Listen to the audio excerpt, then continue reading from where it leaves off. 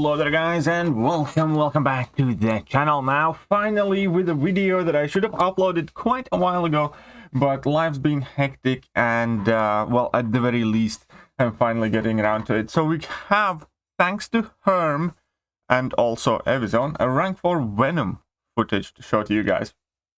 So let's get to it. All the links to Evizone are going to be in the video description. Evizone is an amazing messaging and file transfer service.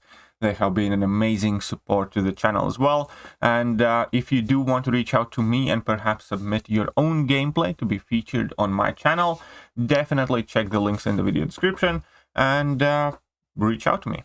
Who knows? Maybe next video I upload with rank 4 footage could be yours.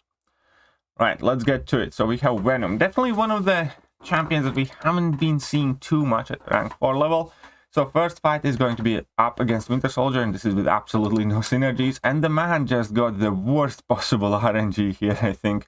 Initially starting out with 3 armor ups and getting a physical resist. So basically at this point, it's quite clear that you kind of need a level 2 in order to reset your buffs. One thing that is kind of like about Venom, his damage output is quite RNG dependent. You can somewhat control your luck slightly based on how difficult the fight is, with how many heavies you can get in and re-roll your buffs. But in situations like this where you start out with 3 armor ups, you can definitely count on the fight taking longer than it otherwise would. The kind of magical jackpot is you want to get 2 or so precision buffs and then the rest of that in furies or cruelties if you want to be like fully offensive. Like at this point it is looking much better. I think he's going to be building up level 3 because he is getting his damaging buffs. He just needs those precisions. Those precisions is like quite literally what makes Venom work so much, because his bleeds are tied in to how much he crits, and his base crit rate is not the greatest. So every single Venom fight, the first and most important buff that you're always looking for is that precision. And obviously getting permanent furies is quite nice because that improves your baseline damage as well. But the most important thing is to get as many precisions as you can. And at this point, like when you get 4th fury, I think with no synergies, I would already go for a heavy attack, not only to get that armor break and slightly improve your damage output, but also to do a re-roll. Not that I am some sort of expert in Venom gameplay, but there was a time that I used Venom quite frequently and also daily in Alliance Quest, to be honest, when I was doing the spider path. Because obviously Venom is extremely versatile, and Venom does have the benefit of being like one of the best variant champions, but variants unfortunately aren't as relevant in the game as they once were. And somehow with that also Venom has kind of slid down slightly, in my opinion, in general opinion of the champion. But obviously it's still extremely capable champion with nullification on his level 1, access to armor breaks, access to bleeds, a ton of different buffs, a whole bunch of furies, complete evade counter against spider heroes, which might come in handy in Battlegrounds Gladiator Circuit later, well, this week. So we'll see. So this definitely wasn't the kind of fastest go around with Venom, but also keep in mind this is completely unsynergized. You can kind of like supercharge your Venom even more if you bring in your Carnages and rest of the synergies. I think Scorpion had a very cool synergy. Scorpion, was it Scorpion? I think it was Scorpion, the one that gave Venom power gain when you gained your symbiote buffs. And with that, yeah, he's kind of, well, quickly fast forwarding to 300 hit mark, and here's going to be like the finish of it, I believe, because he set up himself quite well as well.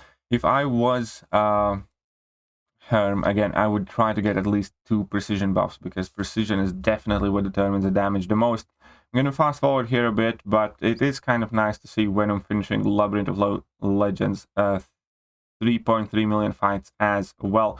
Obviously, he is not kind of like the fastest Labyrinth clearer as well overall, and comparatively with Venom Pool, for instance, because there are a lot of community comparisons with Venom Pool. Venom Pool is definitely better in these 3.3 million fights than Venom is, but Venom obviously is no slouch exactly in that department either. Here we can see 13k medium hits, because why not, and ton of bleeds.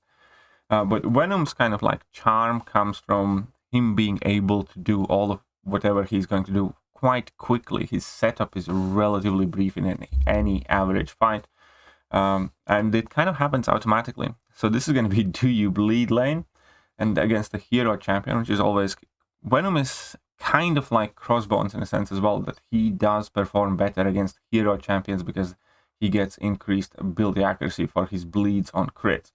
So obviously initially you still do want to set up, and because it is a paradox lane, you kind of do want to build up some of those paradox charges before you're able to do kind of like the full damage. But even here with one paradox charge, you can see that that Quake is ticking down by a fairly decent and sizable bleeds. Now he finally gets the 3 paradox, which is kind of like bare minimum to disable the kind of like the negative nodes. And he does have 2 precisions, and you can see that once you do have the 2 precisions, this would have been like the tempo where I would have kept it. As long as you have a couple of precisions, Venom is going to do well. Again, most important thing in Venom's buff kit is that precision. But here he trades all of that in for Furies, but unfortunately nothing in that level 2 crits. So obviously level 2 does no damage on do you bleed, it's only the bleed that does damage. And let's see, that Quake is however melting with those bleeds. Each before we're ticking by like 2300 or so, and even at this point they're ticking for like 1600. So that Quake doesn't have too much of a chance past this point. He just basically needs to wait this one out and the job will be done. And I do think that people underestimate how potent Venom's bleeds can be. In fact, I think this video will kind of somewhat inspire me to make a Venom showcase as well, because I do not have as beefed up Venom. Obviously, I do not have a rank 4 Venom, but I do think there are quite a few tricks that a lot of people are kind of missing about Venom, starting with his immunity to power control against techs, basically, as well as exactly the potency of the bleeds once you kind of set yourself up with plenty of precisions. A lot of people will be surprised how many bleeds you can stack up with Venom, and yeah, we'll see about that. So here, this entire lane, he's basically just going to be using Venom here for this thing, so he kind of fast forwards it. But the point is to get to one of the Spider-Man bosses, and I'm going to leave it to play out as it is here, because he's also going to swap in one of more recent Venom synergies that makes Venom already much more sustainable champion than he is. Obviously, Venom has the advantage against Venom Pool when it comes in to healing against average opponents for the vast majority of the time. Because if opponent has armor ups, fair enough, Venom Pool's regeneration can be better. But in any other matchup where we're dealing with any buffs, not just armor buffs, Venom obviously has the advantage of being able to heal, unlike Venom Pool. And I absolutely do love that. You can genuinely recover a ton of health using Venom in kind of like buff heavy-ish matchups. Now here he is dealing with that Overseer again, dealing with auto block, fair enough. Luckily against Overseer you can have the benefit of having a debuff on you pretty much throughout the entire fight. So if you have willpower, then Overseer can definitely help you out in the healing department as well. And slight mistakes here and there, you know, it doesn't change the fact that you do have access to that permanent healing. And here we can see that just about now he finishes off that Overseer whilst he is at 63% health, basically recovering from nothing. And now against Mysterio, obviously Venom is also a solid option. Here, because of Venom's armor break, which is also always a nice utility to have.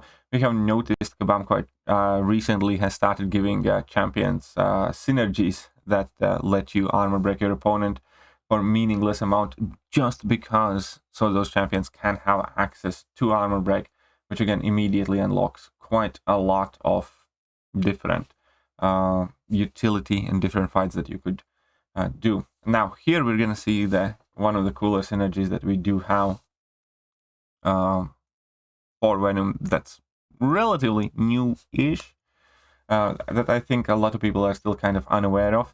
And there is a way also how to benefit much more from that synergy, and that is just by spamming heavy attacks. You guys, probably some of you who know about Venom will have guessed. So we have Venom with very low health pool at this point. We have like 7%. So he's swapping out Mole Man and adding in Mr. Negative. Now, whenever Venom gets one of his symbiote buffs, if he has Mr. Negative synergy, he has a chance to trigger a regeneration buff. And the cool thing is with Venom that whenever you drop a heavy attack, you re-roll whatever buff you activated before, and that also counts for this synergy. So basically, you can kind of heal infinitely, indefinitely. Even after you have basically set up, you just need to now and then drop in your heavy attacks. You're going to be happy. Here we can see that he already got a couple of triggers, and that regen is working for like, what, 293 per tick. So it's a fairly sizable regen. It's not like the biggest in the world. But given the fact that you have kind of unlimited access to it, it genuinely can work as a great sustainability mechanism for Venom. And now if you combine this synergy with Mr. Negative synergy, there can be some very interesting interactions. I started on making a video about Scorpions and Mr. Negative synergies with Venom. But the one thing that I did realize was that in majority of the matchups, Venom's special attacks are kind of unneeded. The main thing is to get the proper buffs.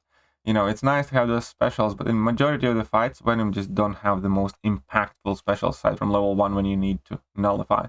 Here we can see that he drops a heavy, re-triggers that synergy yet again, and even in this relatively short fight that lasted, what, 66 hits, he went from 7% to 30+%, and he could climb up even higher.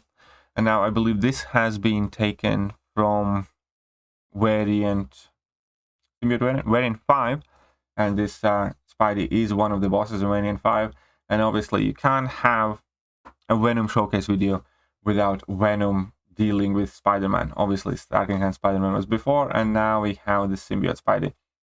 The coolest thing obviously about Venom against Spider-Man is that he completely shuts down their weights. And we have had similar abilities come into the game recently, like Anti-Venom, when Spidey's can't evade Anti-Venom, and also Red Goblin.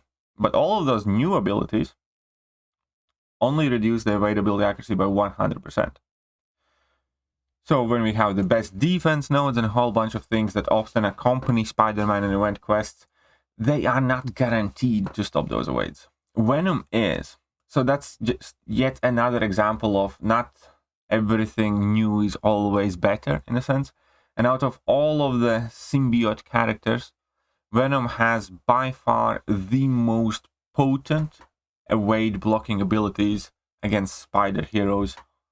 Yeah, that's it. Because it's not dependent on, 100% or whatever ability accuracy.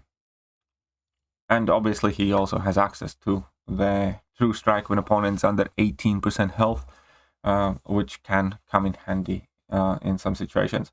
And now we're going to have Venom going up against Kang. And here he set himself up very well with 11 paradox charges before entering this fight, meaning he got 11 Furies as well here.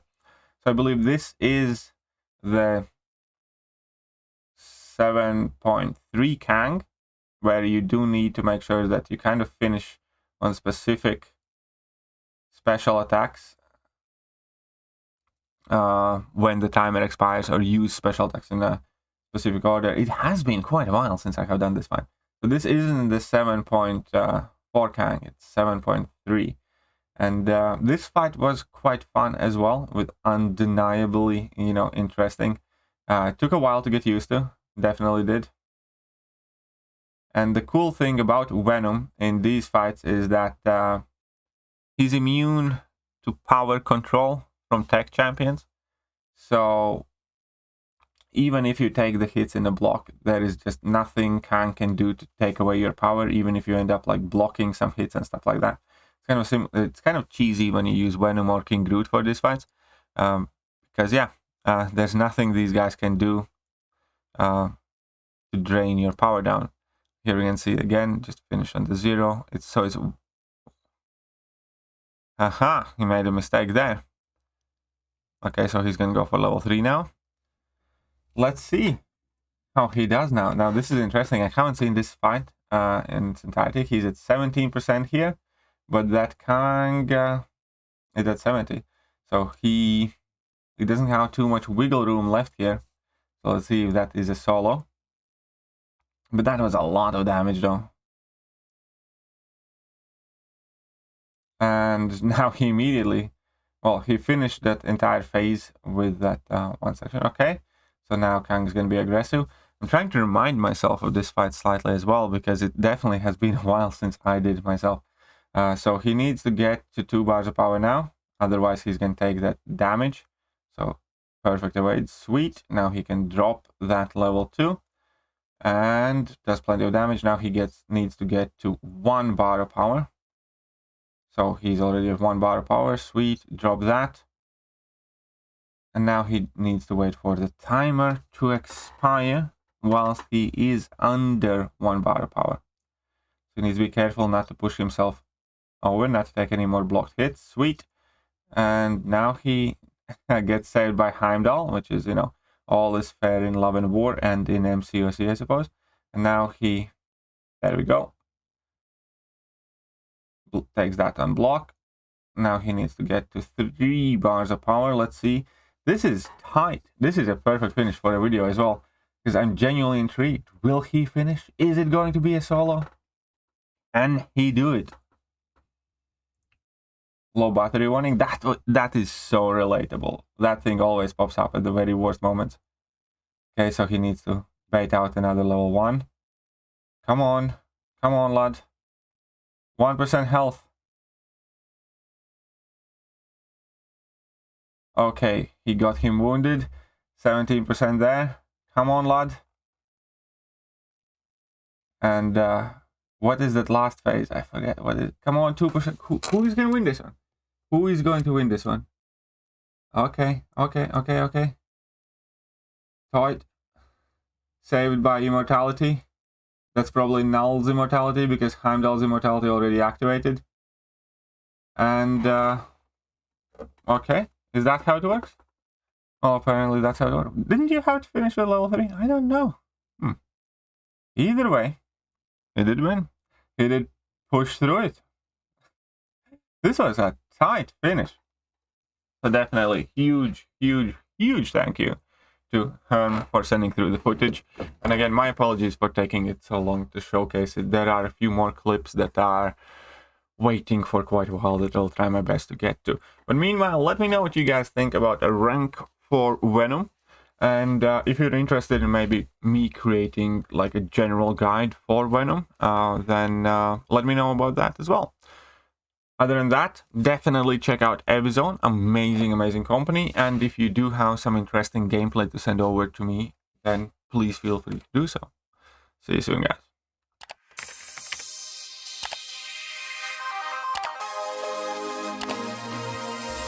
Hello there, guys, and welcome back to the channel. So we have all the information about the